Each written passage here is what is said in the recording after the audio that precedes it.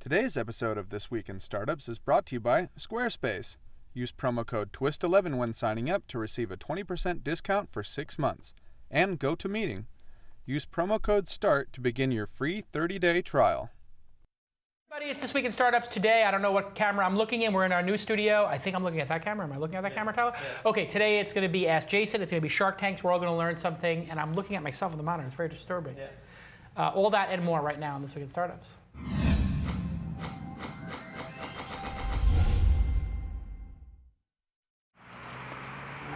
That's what it's all about, man. They said money is the root of all evil. But funny how it feeds my people.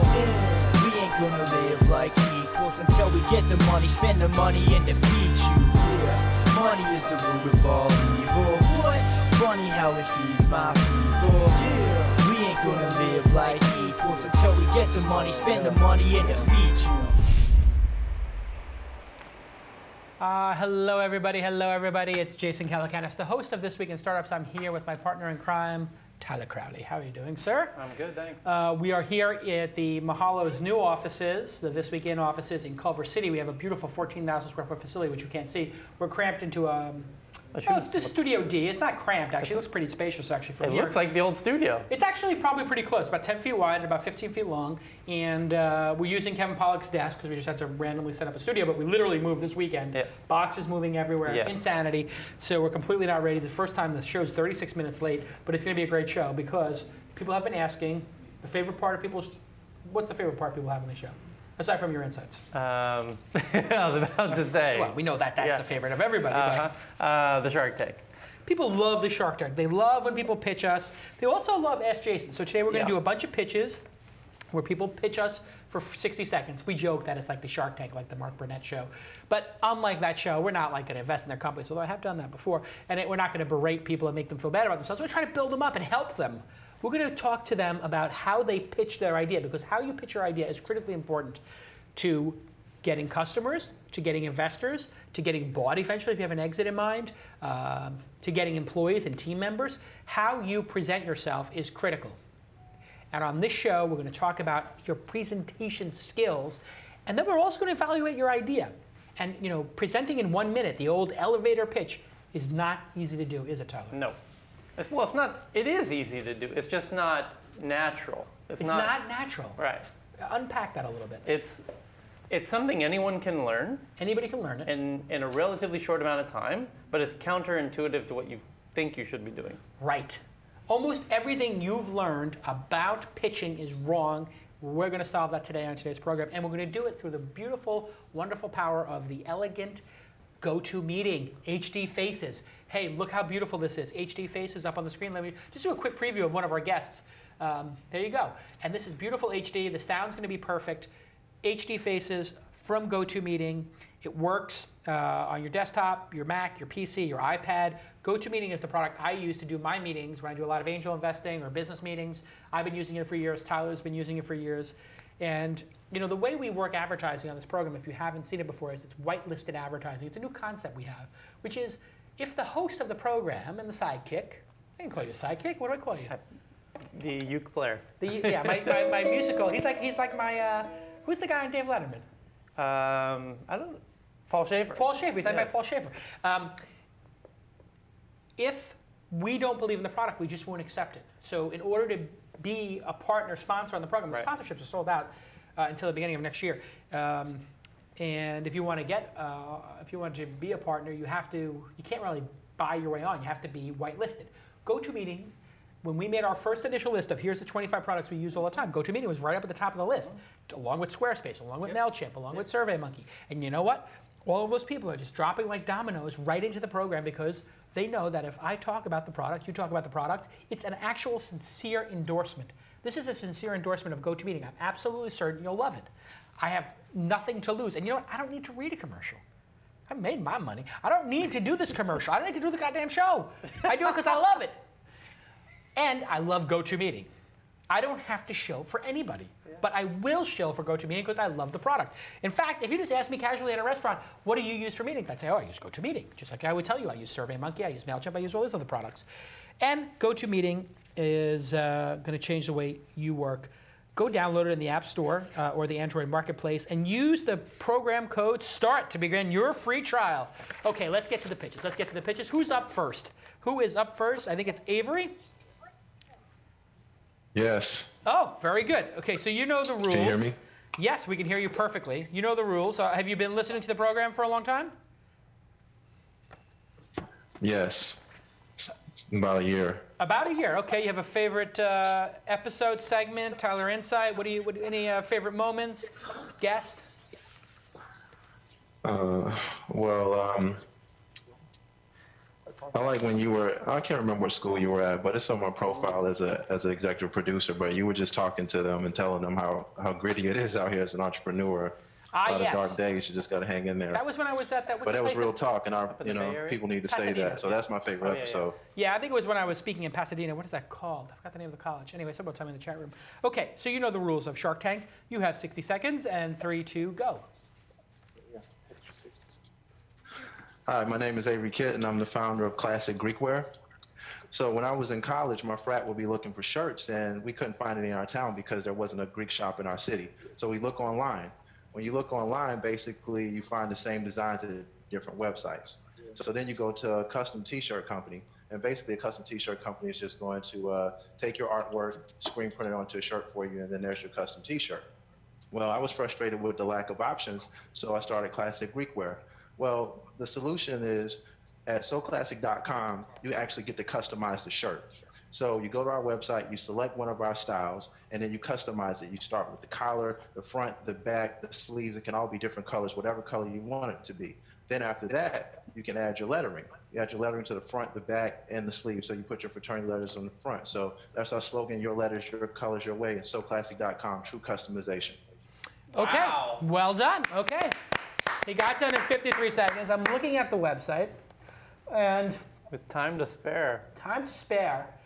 And I have to say, this is close to a perfect pitch. Yeah, Obviously, yep. this is somebody who's watched the program a lot.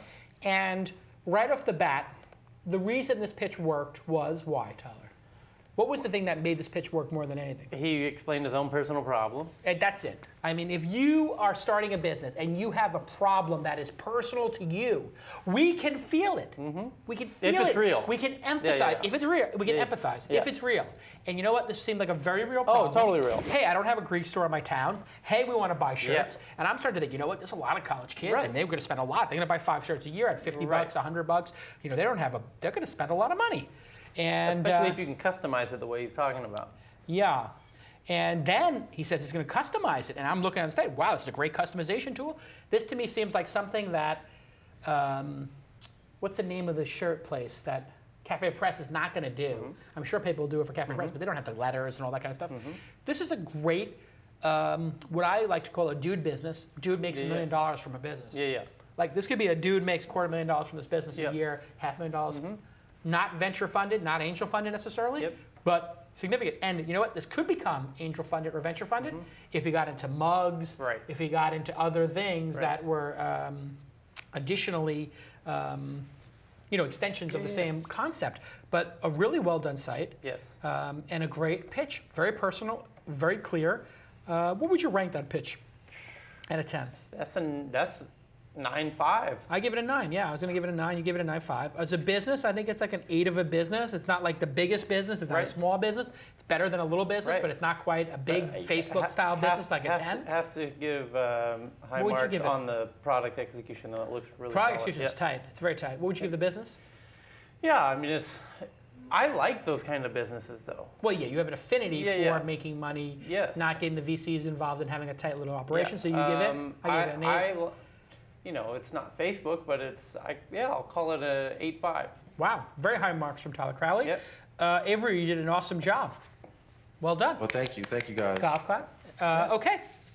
Any questions for us? I can't even really. Yeah, I'm trying to figure out how you make it better. I mean, you could list a feature or two that you use, but I don't think you need to. I liked that you finished with time to spare more than if you'd used that 5 seconds to talk about one extra little feature, because it just shows.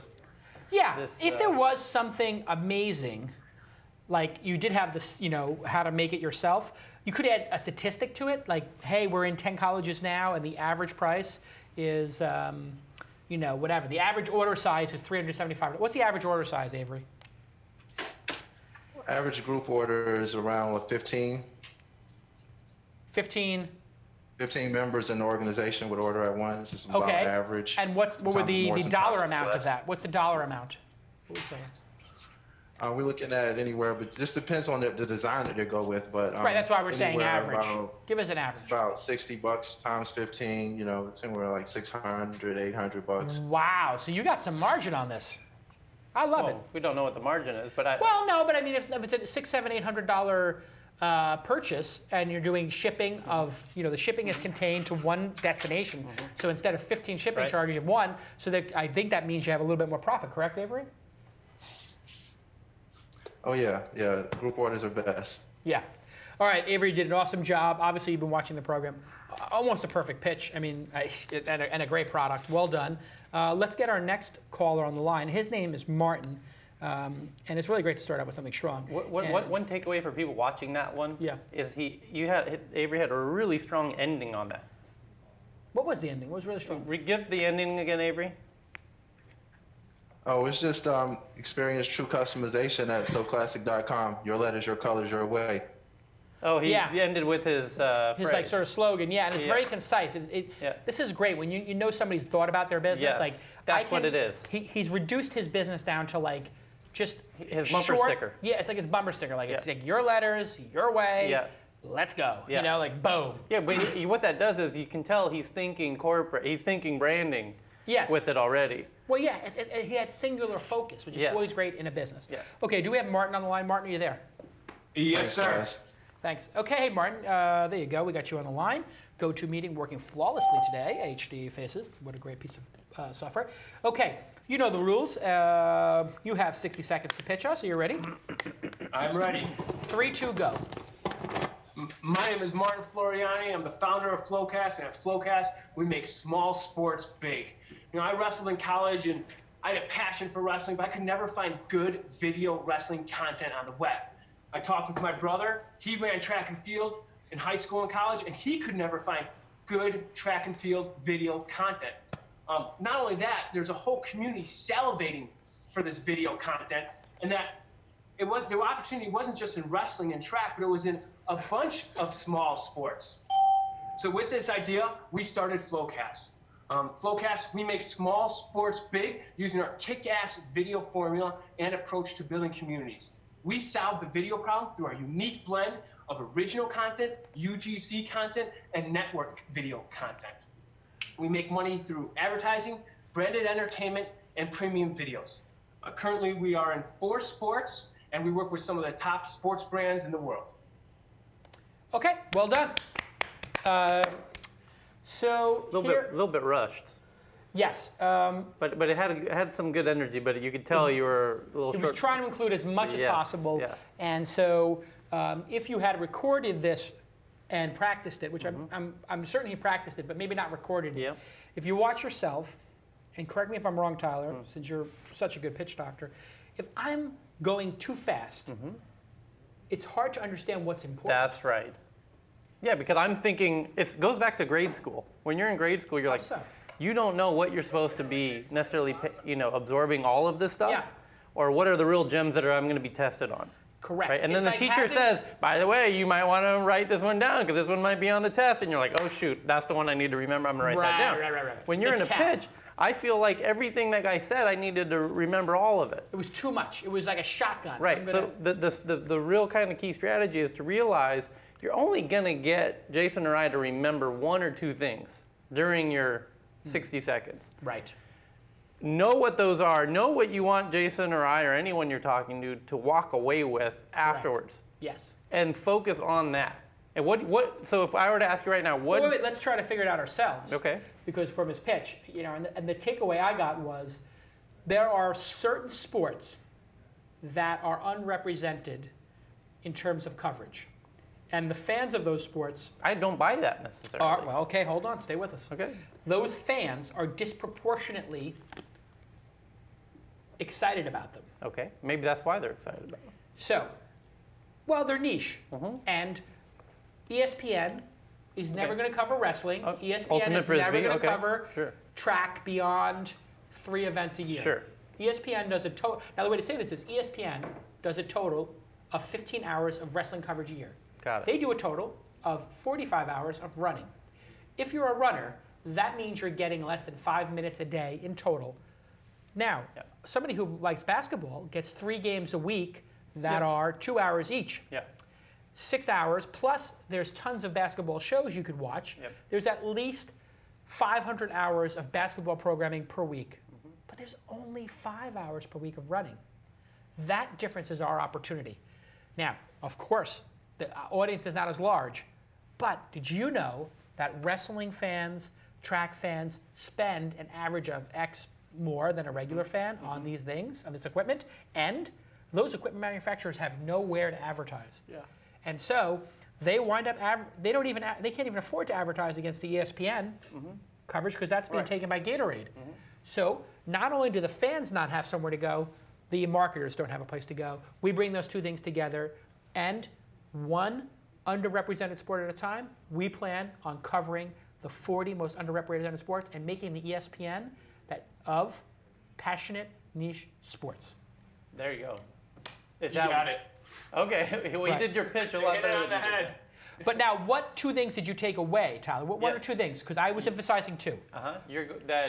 You're focused on the niche sports that ESPN is not. Right, that these are underrepresented sports. I pounded that home multiple times in my pitch. What else did I pound home? And that that advertisers are basically that marketers don't have anywhere to go. Yeah. I tried to pound home just 2 things. And the sport is underrepresented, and there's a passionate audience for it that's not getting what they need. That's the problem. And then I gave you the opportunity. The opportunity is the marketers have nowhere to go either.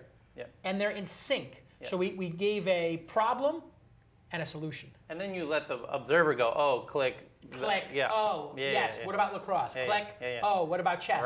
Click, oh, what about this? Click.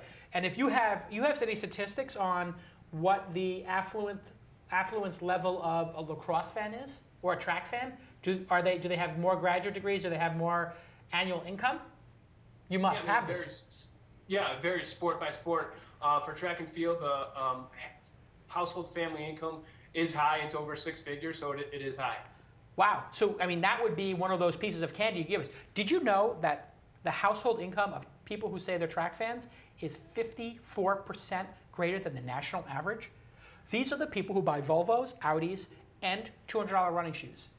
But they still don't have a place to watch what they want to watch. Why? Because there's only 250,000 of them. But in today's era where you can make media for a smaller cost, we can actually service that audience by controlling costs, high quality content at a low cost.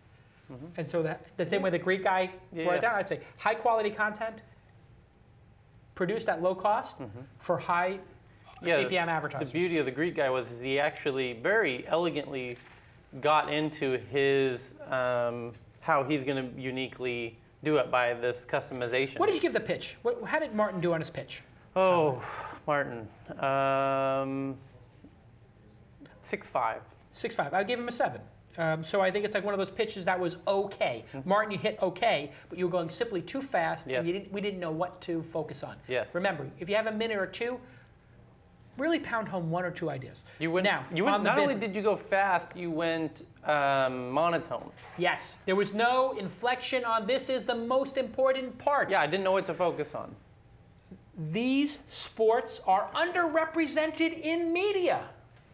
And these advertise, like back down to something and then back up, something like that. Or you can take it down. Like that's the other technique that I use. Which is down is where you really get them to pay attention. Did you know that the household income of running fans is 54% greater than the average household in America?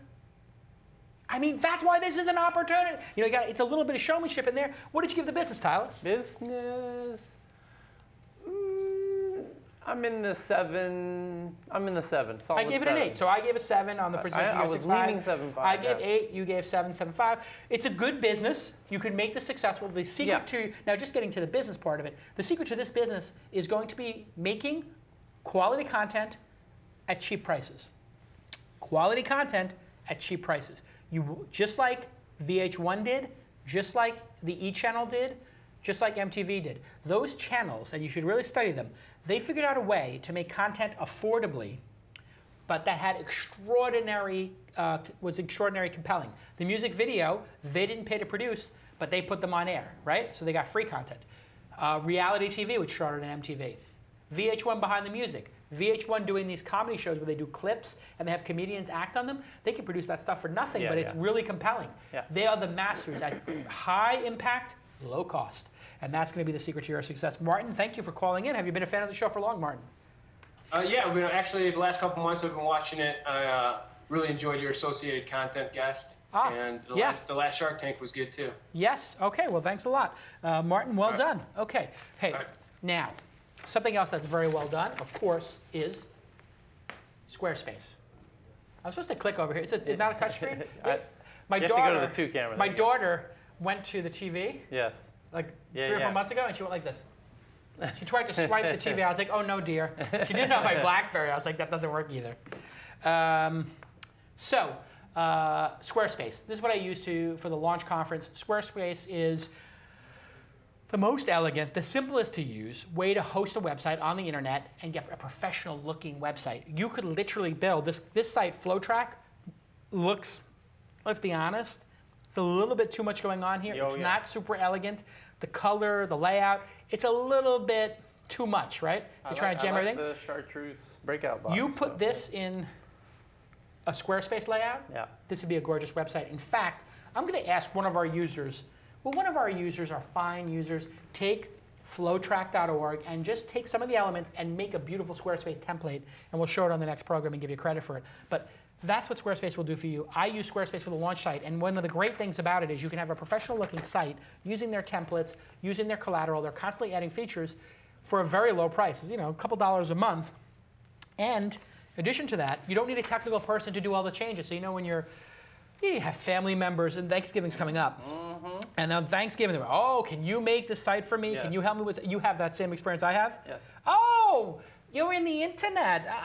My friend is making a website for his massage therapy thing. Can you help him? Because he's going to be on the internet too, and you're on the. It's like, oh God, Grandma, Auntie Susie, I don't want to build your friends' websites. I just send them to Squarespace. If you've got those people in your life who are hounding you, haranguing you to build their website for them, now you've got a solution. Go use the code TWiST11, TWiST11, and you get 20% off for 6 months. That's a pretty good deal. And if you buy anything from Squarespace and you email your receipt to contests@ThisWeekin, I will send you this Week in Startups bag, which is really a gorgeous bag filled with a bunch of swag. A bag with swag. And inside the bag, I'll put some mugs and some other stuff. Anyway, there's the bag. It's beautiful. These bags cost like $30 to make or something like that. And you can only get them if you use Squarespace and you use. If you're already using it, by the way, can you thank Squarespace on your Twitter, Google+? Just say thanks at Squarespace. They're great guys. What do you say, I want to see a Thanksgiving Squarespace contest, like the conversation. I did this for this person. Yeah, that would be good. Yeah. What you got asked to make, and then you made it for them while eating your dessert. Yes. Because you literally could take the laptop out at dessert and make a. My wife came to me, right, and we're going through this whole preschool thing. Yeah. She's like, these preschools, and the Ben Affleck's kid, and this person's kid, and everybody's kids are trying to get into the same schools, and I'm not a celebrity, I'm only a web celebrity. Anyway, she's like, how can we help the school? I'm like, okay, what are they doing? Oh, they got a fundraiser. Oh, do they have a website? No. I said, oh, baby, get on Squarespace, register a great domain for it, and set up their website for them. The hard part's getting the domain. Yeah, but for a nursery school. No, I mean, that's amazing. Relatively speaking, you'll spend more time searching for a good name. You'll spend an hour searching for a good name and 15 minutes setting up a beautiful website. That's the power of Squarespace. I use it, again, white listed advertising. I will never try to sell you a product I don't myself use. I use and love Squarespace. Get it through your head, people. It's the best solution. The launch website is on Squarespace. The launch website is on Squarespace. My personal blog is still on WordPress. And true there. But the domain is harder to get than the website in that case. I may be moving my personal site after whatever it is, 7-8 years. That's right. It's a big headache to import, and I'm friends with Matt Mullenweg. Yeah. And so WordPress is not a bad product, but it's not as good as Squarespace, I have to say. And I'm like friends with Matt, and I want to keep using it. It's flexible. But it wasn't meant to be. It's just, you know what? After years and years of bolting stuff onto it, it's Yeah. like owning an old car. Well, it's like constantly things are more wrong with it, but modular, you but still not feel. as- I still feel a little bit of love for WordPress, like I course. would for my old car. But you know what? I want a new car that's tighter and it's easier to drive and has the power steering and the anti-lock brakes. And that's Squarespace. It's just a better product than WordPress. I have to say it at this point. Well, you can. I don't want to say you can do more with it. That's not the right way. No, if you want to hack stuff and you want to edit code, and yes, WordPress might have more possibilities. Right. You know, and like, but you're But basically. WordPress is more meant for blogs. It's meant for blogs. Squarespace is for Squarespace, galleries you can and, do all kinds of things, yeah. stores and Totally. businesses. Yeah. It's really for everything. Anyway, hey, Squarespace. Don't be a disgrace. Race on over to Squarespace. Let's go. Let's do one more. Who's next on the program? I'm sorry for the folks that I'm looking down like this. The problem is in the new setup, we have the monitor below the camera instead of the monitor above the camera like we used to. So I used to make this beautiful eye contact with the camera that I'm not making today. Sorry about that, but we'll have it fixed for the next one. As a matter of fact, we're going to do these. We're going to try to do the next show in the open studio. Next on the line is David. David, are you there? I'm there. How are you? David is there. Hey, David, how you doing? Great. How are you? I'm good. You a big fan of the show? You've been watching for a while, or is it your first time on? Just started picking up a few weeks ago and good. catching up with some past episodes, so it's great. Great. We always love a new person on the program. Hey, you know the rules. You have 60 seconds to pitch us your idea, and then we're going to slaughter you and savage you and brutalize you to make you a stronger, better entrepreneur. Are you ready? Sounds perfect. 3, 2, go. So after 10 years in the real estate industry, I was tired of seeing the same thing. Landlords were constantly throwing away money on poorly qualified leads, and renters are frustrated trying to find apartments between Craigslist and Rent.com and all the others like them. So we built Inhabi. And at Inhabi, renters tell us who they are and what their ideal apartment looks like. And this is more than just bedrooms and bathrooms. They tell us about their pets, their financial situation, and even those little things that make an apartment into a home. We match these renters with landlords who make offers to the best fit renters for their vacancies. And if the renter likes what the landlord has to offer, the landlord pays us for the renter's contact information.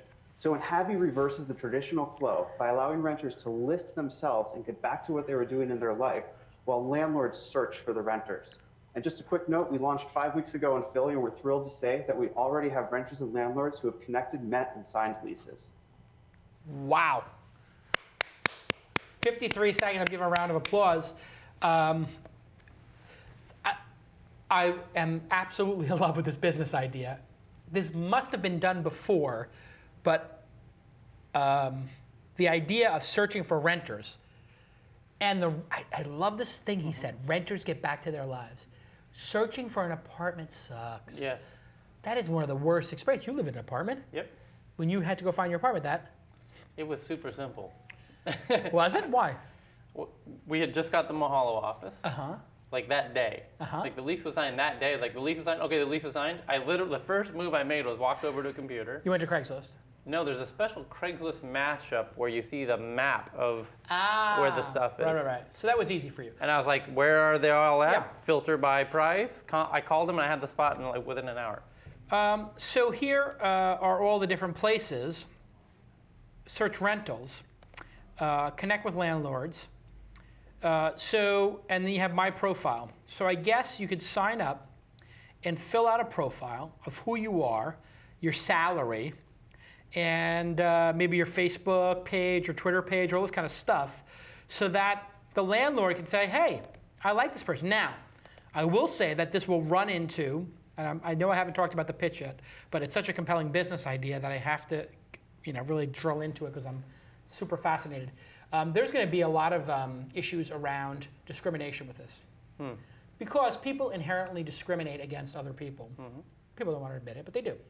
So they see somebody who's good looking, they see somebody who's fat, maybe the fat person doesn't get the place, maybe the fat person's better in terms, anyway, the landlord's going to come to and say, you know what, the last 3 people who are black or Puerto Rican or Asian or female or male or purple or green or hermaphrodite, whatever it is, they're going to say, hey, and I know, I've heard from landlords, and there was a big case of the guy who owns the Clippers. Look that up, the guy owner of the Clippers. His company, of all companies, got sued, the largest discrimination suit ever, I believe. Check this for me so that I don't get myself in trouble here. But they wouldn't rent to black people, or something like that. And so somebody will look it up. But there are these cases that come up all the time. So now, if you're a black guy and you put it in there and you're a 20-year-old black guy. Donald Sterling to pay. Donald Sterling. 2.7 million. Pull up your screen. Yeah, here it is. Yeah, Donald Sterling to pay 2.7 million settlement, housing discrimination. Yeah, click that. This guy was discriminating against black people. And so this is my concern, is like, if you have to put your Facebook page up and I have to say who I am and how much I make, hey, it's hard enough for, a black person to get a cab in New York, like they routinely will not pick up a black male. They're going to do the same thing for apartments. This is kind of dangerous in a way, but I understand that it does provide ease of use for certain people. And I've heard from other landlords they'll only rent to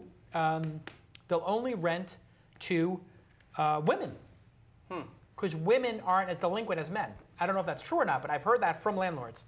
They say I just only rent to single women. I think that's true up until they get to about their late 20s, and then they're afraid they're going to get hitched and move out. Well, anyway, I think the delinquency. Anyway, I think this pitch was very solid. I'll go first. It pulled me in. It flipped the model. I remember that one thing, that this is flipping the model. That's all I need to remember. So I give. That's what you're going to walk away with. I'm going to walk away that this flips the model. It didn't tell me why that's important. Right. But it didn't tell me any experiences or why he created it. But that alone, I'm already at an 8. And I think the business is a 9. I love the potential of the business. Could be huge, yeah. So I'm almost like the potential of the business is dragging the pitch up. So I'm somewhere I'm like a combined 17 on this right now. I'm giving an 8 on the pitch, and I'm giving a 9 on the business. Tyler, what did you think, Tyler Crowley? I'm 7.5 on the pitch. 7.5 on the pitch. What was the pitch lacking, Tyler? Yeah, it would have been cool to hear why the flip of the model. Right, why flip it? Yeah. Well, he did say so you can get back to your life, but... So you're going with the time saving I guess, aspect. but he didn't make that clear. He could have said the average person spends 52 hours searching for an apartment. They look at 18. I feel like the key benefit isn't even going to be the time saving. I feel like it's going to be something a better else. result. Yes. You're going to get better places or whatever. Actually, here it is. The best places. Or it'll be cheaper. You don't have to pay for all these applications and all those other yes, places. it could be cheaper that way. And maybe the best apartments don't come on the market because people give them to their friends. Maybe that's the secret of this business. Yes. And maybe that makes I think people would believe that. I would believe it. I came up with it. So obviously I believe it. What did you give it on a, so you give it 7.5? On a business? On a business level. Huge, yeah. This feels to me very disruptive. Yeah, that could, this is like 9 territory. 9. Yeah. I could invest in this business, I think. David, where are you based? Philadelphia. You raised any money for this yet? Not yet. We're just getting ready to start an advisory round. Oh, really? The best kind. You just got his attention. Really?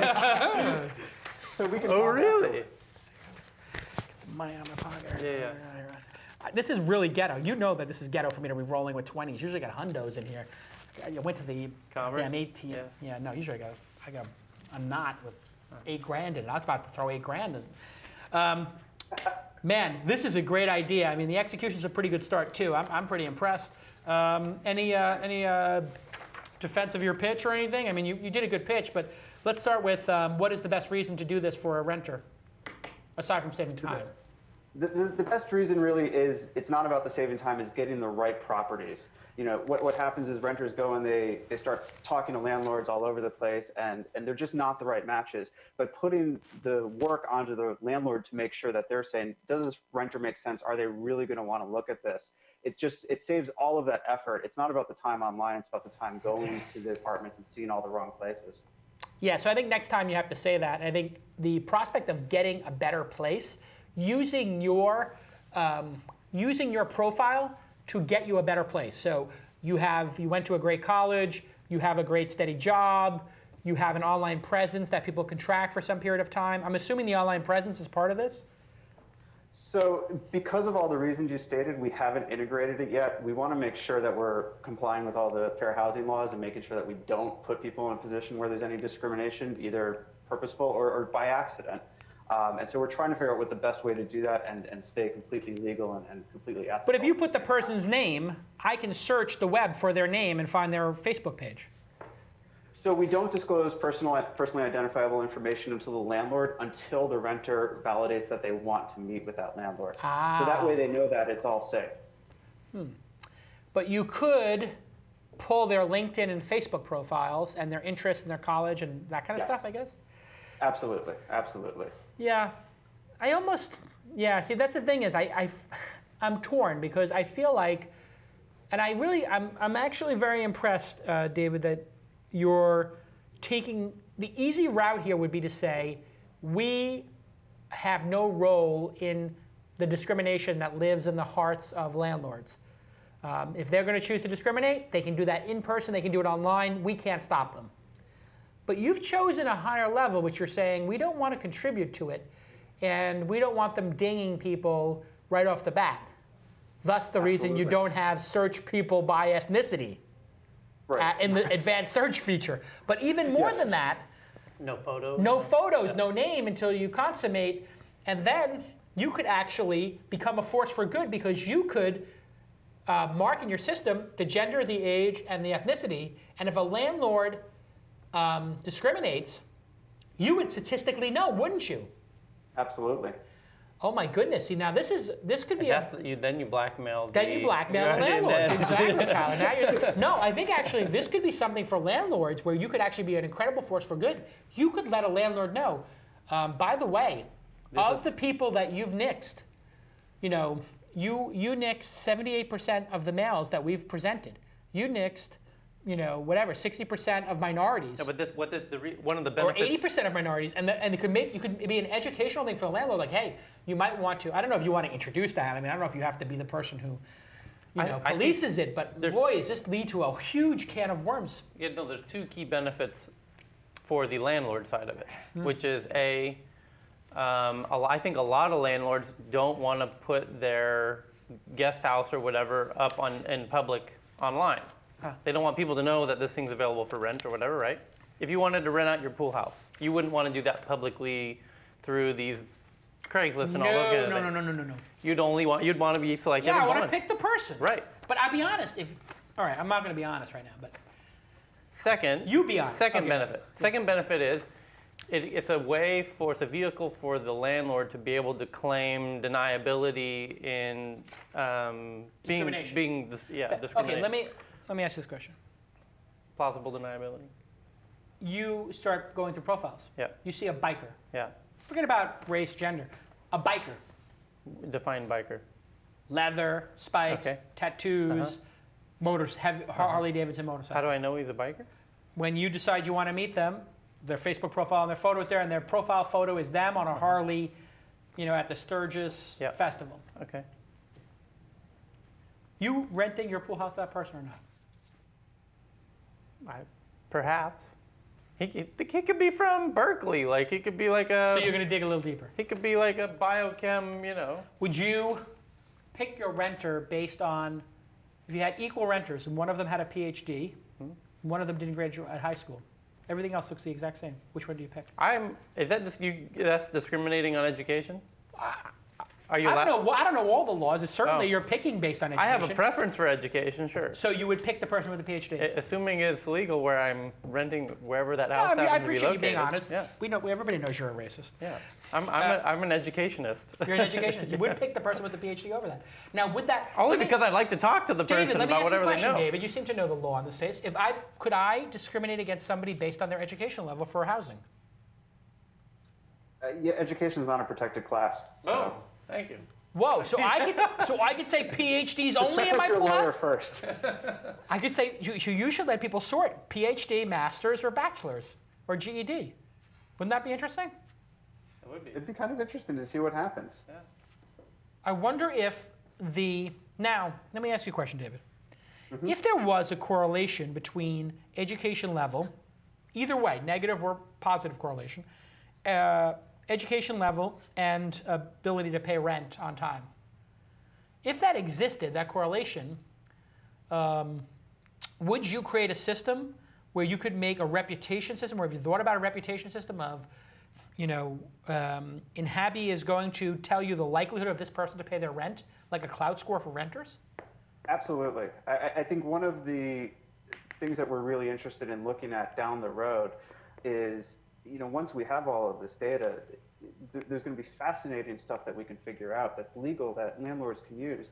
And, you may want to rent to somebody who is very high on that score. And likewise, people who have sort of C-level apartment complexes may not want the high person because that person won't stay and they're going to turn over very quickly. They may want the person who's sort of in the middle because they'll stay there for 3 to 5 years.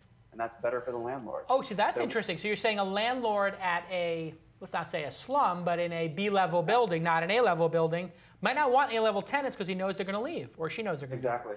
That's fascinating too. So it might be just a, God, you always know when there's a good idea when it brings up issues of class, race, whatever. I mean, there's something going on here, and it reminds me a lot of the controversy around Airbnb. So that's when you know something's disruptive, is when people get upset about it. Like there are people in the chat room right now, and I'm not. Are you following the chat room? Yep. So I'm sure people in the chat room. Let me ask the chat room for feedback. We have to do that on the show more often, Tyler, and that's really your job. So the fact that we haven't been is your fault. Okay. But no, just joking. So what does the chat room think, Tyler? Is there feedback from the chat room about this? Do people feel that this is? One person kind of raised an interesting question. Maybe for some people this is true. Alexman says, "Isn't shopping around for a place kind of fun?" Yeah, so what about that? Is this less fun than actually going and looking at places, or more fun? David? I think that's the first person I've talked to that said shopping for a place was fun. So, there's always at least one. But, by and large, when we talk to renters, they say it was the worst experience of their life.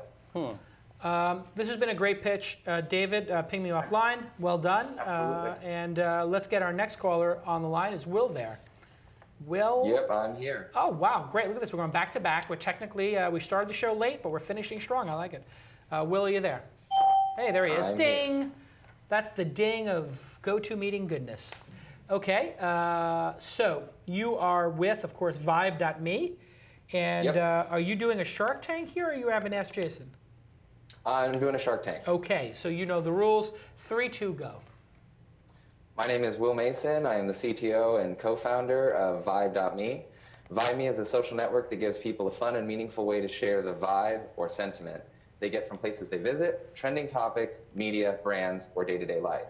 In addition to providing a sticky and engaging social experience, Vibe.me offers businesses a way to gain insight into their customers on a deeper level, as well as send highly effective targeted ads based on users' real-time emotional state, geographic location, and demographic. Jason, remember at the Launchpad conference a couple weeks ago, you kept polling the audience about the format of the event and even asking individuals in the halls. Wouldn't it be nice to just pull out your iPhone or iPad and see how they all felt? Not only would it be real time, but it would be honest. With Vibe.me, sharing this information as an individual or viewing and acting on these trends as a business couldn't be easier. We launched our MVP website on January 1st of 2011, opened our revamped beta website and API in June, and currently working on our mobile applications and seeking our seed round of investment. Okay, well done. Very well done. Round of applause. Tyler, are you a member of this? Maybe you can pull it up on your screen while we're talking. Did I go first last time? Yeah, I did. You go first this time. What did you think of the pitch? I'll sign up while you do that. Everything you said was distracted by the fact that you read it and said it in such a kind of robotic, monotone way. That was it's distracting that you were doing that. So it make it, a point to people out there where in your pitches, don't write them down literally and say everything that's in them as if you're reading it. The way that you want to structure it in your mind is you have 4 things that you want to hit on in your 60 seconds, and you just memorize those 4 scenes in terms of and little vignettes. Yes, they're little vignettes, and you're going to riff on them each time, and you're going to improve every time you do it. So you're chunking. Yes, you're which chunking. In memory technique, if people know memory technique, chunking is when you take a bunch of things together and you put them into one chunk, so that's easy to remember. So chunk 1 might be, why is this important? Right. Why did I build it? Yeah. Chunk 2 might be, how does it work? Right. Chunk 3 might be the results. Yes. Chunk 4 might be where the business is at today, which you sort of summarized, or here's how it might apply to you. Right. So we have those sort of chunks, and then you just tell the story naturally. Right. Which it will feel a lot more natural. His best chunk by far was the launch conference. The Launchpad conference, the tablet conference, yes. That was really well done because, hey, I do want the audience sentiment. Right. And sentiment is one of these things that, hey, it's hard to gauge sentiment. Sentiment is a fuzzy thing. So I really don't. The problem here is we never got how it actually works. Is it a voting mechanism? I don't think he actually knows how it works. I think he's still iterating on the idea. So overall, I like what do you give the pitch? The pitch? For Will Mason, the CTO and co-founder of Vibe.me. It's your standard 7. Yeah, I gave it a 6 and a 5. I was about to give it 6. And on the business level, can you give a business? Do you understand the business enough to give a? I mean, it's somewhere between survey and sentiment. Here's the thing is, no, I haven't seen really anybody do any. I mean, the idea of doing sentiment analysis on Twitter and everything else, it's all very interesting. And it's everywhere, yeah. I haven't seen anyone make anything out of it though. I have not seen a proper product, except remember the early days of TechCrunch 50, of course, the conference I created. And then partnered with my guarantee. I've heard of this conference. Yes, which is now defunct. Yeah. After he stole it out from under me, but we're not going to bring that up.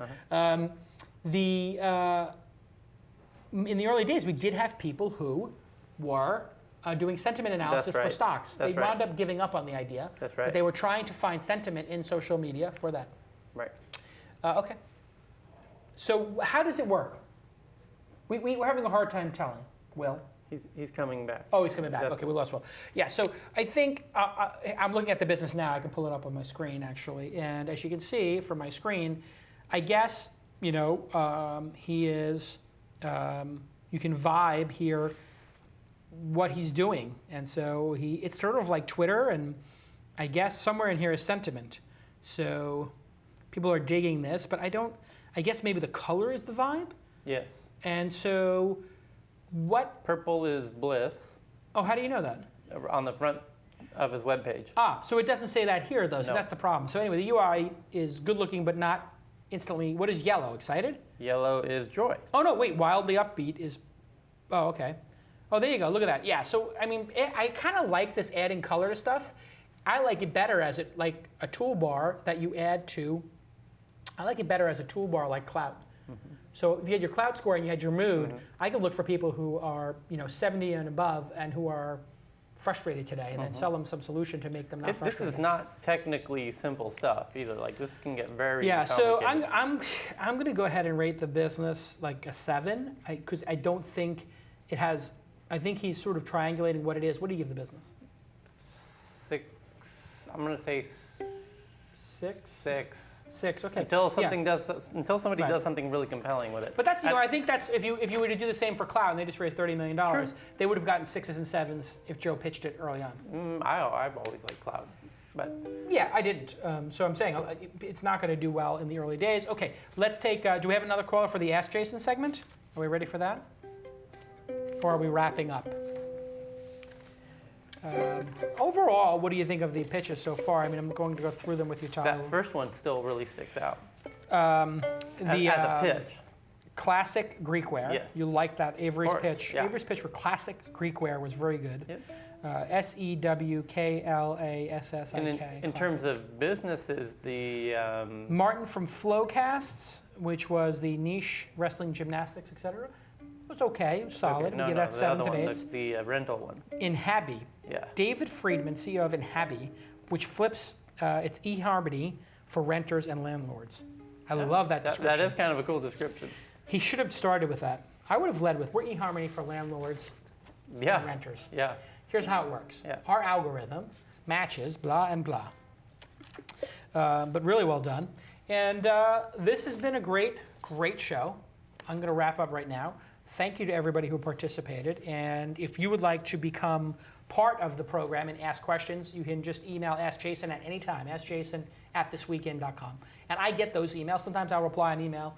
And additionally, if you would like to join the back channel, go to TWiST.co, and join anywhere from 2, 4, 10, 25, 100, whatever you want to pay per month, and become an executive producer, supporter, broadcast fan, whatever you want to be. But get in there because there's 150 people on this mailing list now, and the discussions every day, 5 great threads on how to run your business. If you would pay $50,000 for an MBA, if you pay $5,000 for a seminar, if you pay $199 for a DVD set, if you pay $25, $50 for a book, if you pay $100 a year for HBS, those are all good expenses to pay.